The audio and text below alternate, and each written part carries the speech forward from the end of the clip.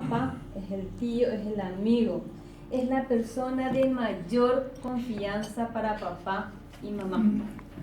El perfil del abusador no es el agresivo, no es el que está creando problemas.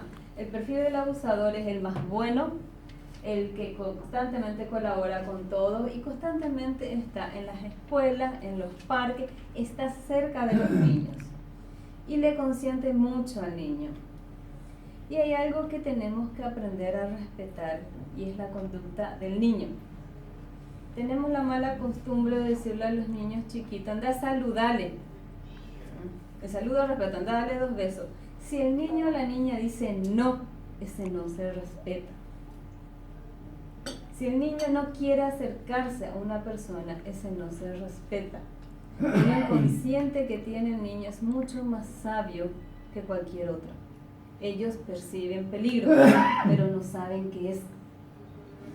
Y nosotros queremos decir, no, anda, ¿por qué no te vas a dar? 2 besos tenés que darle a tu tío. Tu tío es. Y el niño dice, no quiero. Y se pone detrás nuestro. Y lo obligamos. Estamos siendo partícipes de un abuso. Si el niño dice, no por malcriado. Hay que diferenciar que si es un niño sociable y hablas por todo y de repente dicen no con hay que respetar.